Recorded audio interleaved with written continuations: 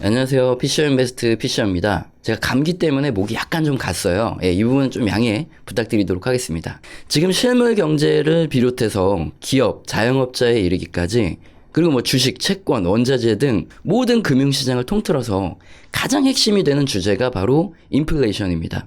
향후 인플레이션 압력이 단기가 아니라 장기로 진행된다고 판단되면 기업들은 원자재 매입량을 늘리고요. 늘어나는 원자재 가격 상승을 판가로 이전시킬 수 있는 방안을 모색을 해야 되겠죠. 그래야지 살아남겠죠. 장사를 하거나 식당을 하는 자영업자분들도 마찬가지입니다.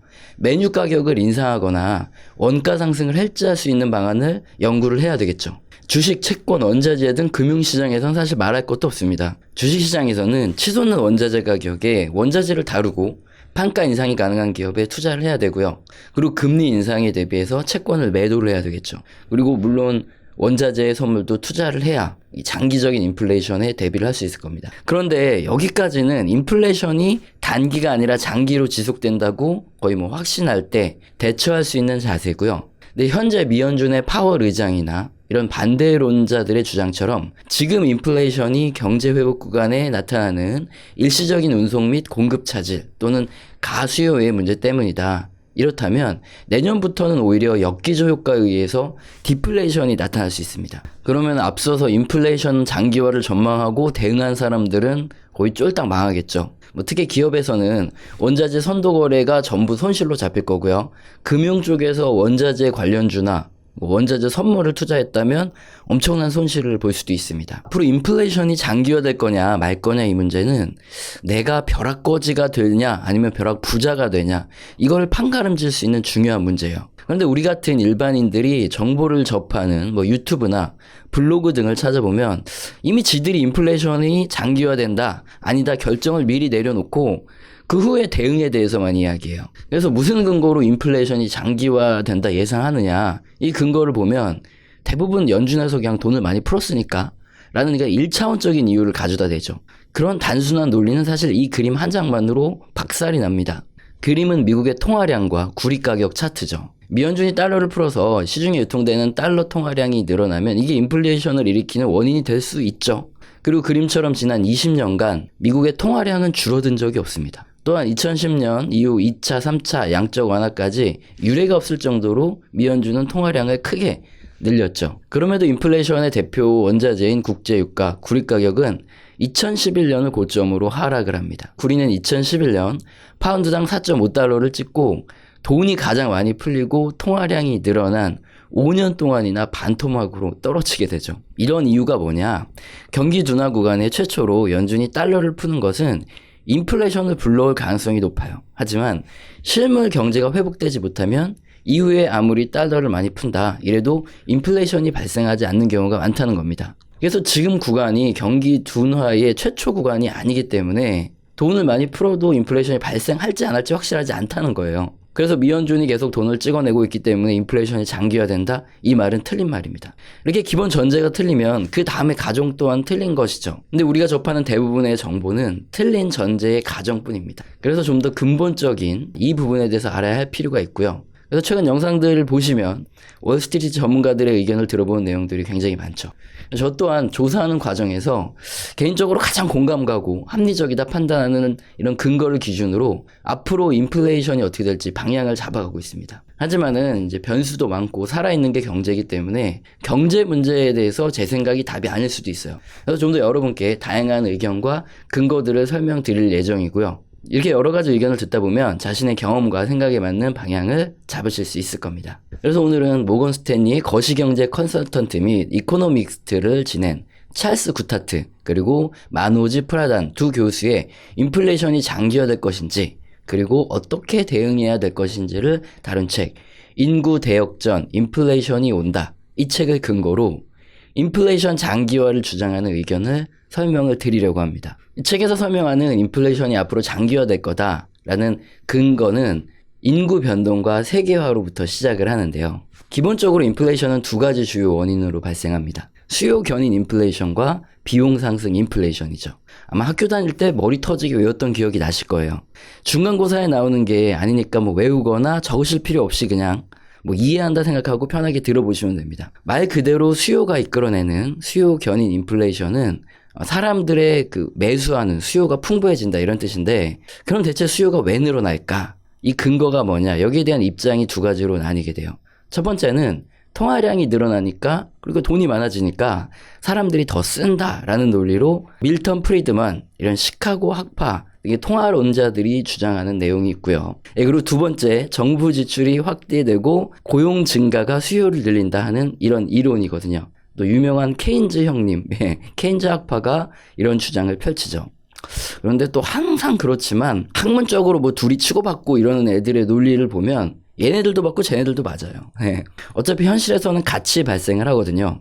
그러니까 우리 입장에서는 뭐 그냥 두 가지가 같이 온다 이렇게 생각하면 되고, 괜히 쌈박질하고 그러면서 시험 문제에 나오고 이름 외워야 되고 이런 게 그냥 귀찮을 뿐이죠. 다음으로 인플레이션이 발생하는 원인은 비용 상승이 인플레이션을 이끈다. 비용 상승 인플레이션이 있습니다. 원자재 가격과 임금 상승, 이런 요인들이 물가 상승의 원인이 되는 거고요. 근데 굉장히 큰 문제가 있어요. 비용 상승 인플레이션은 물가 상승과 더불어서 경기가 침체되는 스태그플레이션이 올 가능성이 굉장히 많다는 거예요.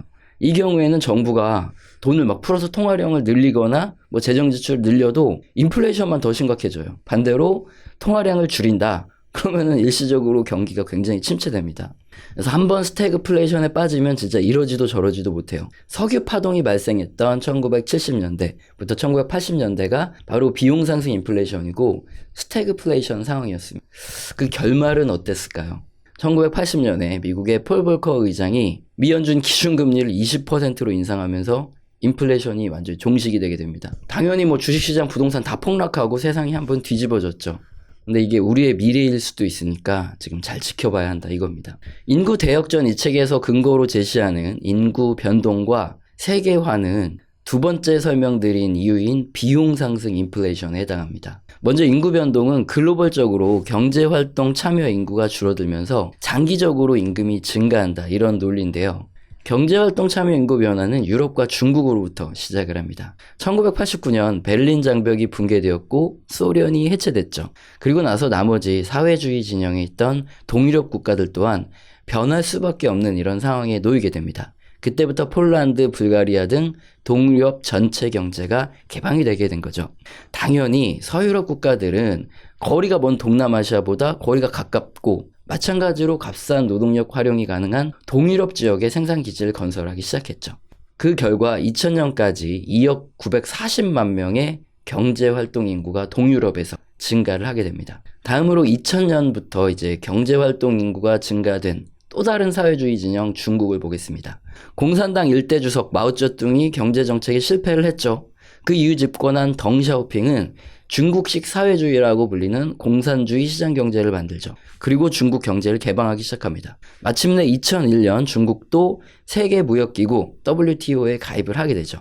WTO 가입 회원국에게는 자본주의냐 뭐 사회주의냐 이런 뭐 종교나 사상에 관계없이 동등한 최우선국의 혜택을 보장받게 돼요. 그러니까 권리가 다 같다는 거죠. 그 결과 글로벌 기업들은 중국의 저렴한 인건비 그리고 중국의 해외 기업에 대해서 엄청난 혜택을 줬거든요. 그러면서 중국의 생산 공장을 건설하기 시작합니다. 사실상 그 전까지 농업국가에 가까웠던 중국은 일자리가 생겨나면서 서부의 농촌 지역에서 동부의 도시 지역으로 대대적인 이주가 시작됐고요. 도시 인구는 2000년부터 2017년 사이 3억 7천만 명이 증가합니다. 그리고 15세부터 64세까지의 생산 가능 인구는 이 도시에서만 2억 4천만 명이 증가를 하게 되죠. 자, 요약하면 1990년대 사회주의 진영 국가들이 개방되기 시작하면서 값싼 노동력이 글로벌 시장에 대량으로 공급되기 시작했다는 거죠. 노동력 공급은 이뿐만 아닙니다. 1945년에 2차 세계대전 이후에 10년간 출산율이 굉장히 급증을 했는데요.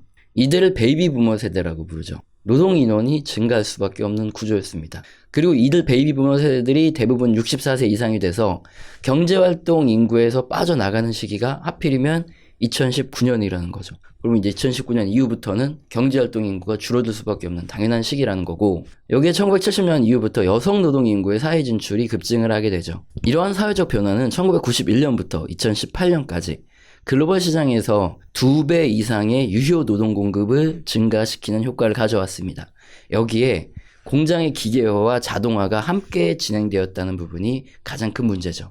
상식적으로 노동을 할 수 있는 인력이 치고 넘쳐나는 이런 시기였고, 역시나 일자리는 줄어드는 이런 시기였기 때문에 수요 공급상 임금이 빠른 속도로 인상되긴 힘들 수밖에 없는 구조였다는 거죠. 왜 물가가 오르고 자산 가격이 이렇게 오르는 데 비해서 우리들의 월급은 쥐꼬리만큼 오르느냐? 이 부분에 대해서 설명이 되는 부분입니다. 인구 대역전, 이 책에서 자세히 다루지는 않은 부분이지만 지금 굉장히 궁금하실 수 있는 부분, 바로 물가와 주택가격 등 자산가격 상승에 대해서도 잠시 살펴보고 가죠. 그림처럼 미국의 통화량이 증가하는 구간에서 유동성 확대로 소비자 물가지수 상승이 나타난다. 뭐 이건 당연한 문제 중 하나인데, 문제는 주요 자산 중에 하나인 주택의 경우는 조금 다르다는 거죠. 그림처럼 30년 이상의 장기적으로 봤을 때 미국의 통화량이 증가함에 따라 역시나 미국의 주택가격도 상승해 왔던 건 맞습니다. 그러나 2008년 금융위기 당시 주택가격은 고점 대비 거의 40%까지 급락을 합니다. 이게 단순히 통화량이나 뭐 실제 금리 외에 주택은 소요 공급과 같은 다른 요인이 작용을 한다는 거죠. 그래서 연준이 돈을 풀어서 통화량이 늘어나니까 당연히 주택가격은 계속 오르겠지라는 생각으로 만약에 재수없게 고점에 매수해서 물리면 생각보다 끔찍한 결과를 맞게 된다는 거죠. 만약에 2007년 최고점에서 주택을 매입했다. 그럼 다시 가격이 원금 수준을 회복하는데 10년 이상이 걸립니다. 주택담보대출 이자가 생각보다 굉장히 높아요. 이 부분을 고려할 때 우리는 주택을 매입할 시기를 아주 잘 잡아야 험한 꼴을 안 당하니까 너무 이제 단순한 생각으로 하지 말고 주의하자. 이게 굉장히 포인트가 되겠고요. 그럼 다시 인구 대역전에서 설명하는 인구 변화와 세계화 문제로 돌아오겠습니다. 자, 이제 큰 문제는 베이비붐 세대 이후 글로벌하게 저출산이 고착화되었다. 이 사실이죠. 당연히 노동력이 크게 감소할 수밖에 없다. 이거는 뭐 차트를 안 봐도 우리 모두 다 알고 있는 문제예요. 출산율 굉장히 낮아지고 있죠. 반면 기대 수명은 점점 높아져서 경제 활동이 가능한 64세 이후 못해도 30년 이상을 살아갈 수 있다는 겁니다. 문제는 암과 같은 주요 질병은 수명 자체를 단축을 시키지만 치매와 같은 질병은 수명을 단축하지 않으면서 사회적 비용을 증가시키는 거죠. 이렇게 연금 지급 및 의료복지 등 정부의 지출이 앞으로 늘어날 수밖에 없는 구조라는 거죠. 이런 돈은 우리 자녀들이죠. 다음 세대의 노동을 통해서 벌어들일 수익으로 감당을 해야 되는데 출산율이 계속 저하되면서 경제활동 인구당 부양 인구비가 크게 늘어나는 거죠. 자, 이런 굉장히 미안해지는 상황이 펼쳐진 겁니다. 당연히 이렇게 되면은 인건비가 늘어나지 않으면 감당이 안 되니까 인플레이션이 증가할 가능성이 굉장히 커진다는 거죠. 여기에 미국과 중국이 현재 갈등을 겪고 있죠. 그러면서 다시 뭐 자본주의 진영과 사회주의 진영으로 세계화가 축소되고 있는 이런 문제 또한 노동력의 공급을 줄이는 이런 요인이죠. 사실 이게 아니더라도 중국은 이미 서부 농촌 지역에서 동부 도시 지역으로 이주가 거의 끝난 상황으로 더 이상 인건비가 저렴하지 않은 이런 국가가 되었죠. 그리고 여기서부터 파생되는 문제들을 하나하나 책에서 풀어나가는데요. 인플레이션의 문제는 금리 인상 압력으로 다가오고, 하지만 정부 부채가 지금 굉장히 과도한 상황이기 때문에 미국뿐만 아니라 전 세계 국가들이 마찬가지죠. 대표적으로 미국 같은 경우에는 정치권과 미 연준의 갈등이 심해진다는 거죠. 미 연준에서는 금리를 올리려고 하고 정부에서는 지금 부채가 너무 많으니까 금리를 천천히 올려라, 이렇게 서로 사이가 굉장히 안 좋아질 거라 이겁니다. 다음으로 인구 부양비가 증가하는 거죠. 그러니까 젊은 사람이 책임질 노인 인구가 많을수록 어쨌든 결국에는 복지 혜택은 줄이면서 대응을 할 수밖에 없을 거예요. 결국 노년은 스스로 책임질 수밖에 없는 이런 사회 구조가 만들어지면 그때부터는 소비보다는 저축을 늘릴 수밖에 없습니다. 반면에 기업들은 이런 문제를 해결하기 위해서 굉장히 생산력을 늘리기 위한 투자를 많이 해야 될 거고요. 이에 따라 저축과 투자에 대한 문제가 실제 금리에 영향을 줄 수 있다. 이 책에서 말하고 있습니다. 앞서 말씀드린 대로 인플레이션이 장기화될 거냐 아니냐의 문제는 굉장히 우리들에게 중요한 문제예요. 하지만 지금 연준도 틀리고 시장 학자들도 틀리고 의견이 달라서 아직 정확한 답이 나오지 않은 이런 시기입니다. 다만 인플레이션에 중요한 자산을 매입하는 주택을 매입한다거나 아니면 원자재를 매입한다거나 이런 문제에 있어서는 최대한 많은 학자 또는 전문가들의 의견을 듣고 스스로 판단을 내릴 수밖에 없다 이거고요. 어쨌든 다양한 근거, 다양한 주장들을 보면서 판단을 내려야 된다는 거죠. 그러면은 마지막으로 그럼 마지막으로 인플레이션이 지금 어떻게 될 수 있는 상황이냐, 이 부분에 대해서 이 인구 대역전, 여기 나와 있는 비용 상승 인플레이션을 근거로 한번 설명을 드리면, 지금 인플레이션은 수요 견인과 비용 상승 인플레이션이 약간 결합된 형태입니다. 먼저 각국 중앙은행과 정부가 재정 지출을 확대했고요. 이제 수요가 증가했고 원자재 시장으로 자금이 또 들어갔어요. 이것이 비용 상승 인플레이션을 불러일으킨 원인이 됐죠. 근데 지금 제가 조사해 본 결과 실물 경제에서 기업들은 제품이 지금 굉장히 잘 팔리고 있는 건 사실인데 원가가 너무 높아져서 실제적으로 마진이 줄어드는 이런 상황에 놓여 있습니다. 당장에 원자재 가격이 올라가게 되면 손익계산서상에는 이익이 커진 것처럼 나온다는 거죠. 재무제표를 보면은 원자재 가격이 올라가니까 그 부분 이걸 반영을 해야 되니까 손익계산서상에는 이익이 늘은 것처럼 표시를 할 수밖에 없다는 거예요. 하지만 실제적으로 기업으로 현금이 들어왔냐 아니냐를 알 수 있는 현금 흐름은 오히려 지금 감소하고 있다 이 말입니다. 이 말은 실제적으로 기업들은 지금 제품 가격을 줄줄이 인상하지 않으면 버티기 힘들어진다는 거예요. 그래서 어쩔 수 없이 조만간 다수 기업들은 제품의 가격을 줄줄이 인상할 가능성이 굉장히 높습니다. 근데 미국의 경우에 코로나 지원금이 이제 3차 지원금부터는 조사기관에서 조사를 해보니까 19%만 소비하고 나머지는 저축을 하거나 투자를 하고 있죠. 주식시장이나 부동산 시장과 다르게 실물 경제는 아직 회복이 안 됐어요. 그래서 만약에 제품 가격이 줄줄이 인상된다? 그러면 소비 둔화로 이어질 가능성이 굉장히 큽니다. 당장에 소비하는 것보다 앞으로 어떻게 될지 모르니까 저축을 하는 게 더 나을 가능성이 있죠. 이렇게 비용 상승 인플레이션에서 쉽게 넘어가기 쉬운 게 뭐다? 바로 물가는 올라가지만 경기는 침체되는 스태그플레이션으로 들어갈 가능성이 굉장히 높아지고 있습니다. 물론 인구 대역전에서 이야기하는 인구 문제는 장기적으로 이 부분에 영향을 미칠 수 있겠죠. 그래서 이 부분을 다음 영상에서도 자세히 또 다루도록 하고요. 오늘은 인구 대역전, 인플레이션이 온다. 이 책의 주장과 근거에 대해서 한번 알아봤습니다. 오늘 영상도 마음에 드셨다면 구독과 좋아요는 꼭 눌러주시고요. 지속적으로 시청 부탁드립니다. 감사합니다.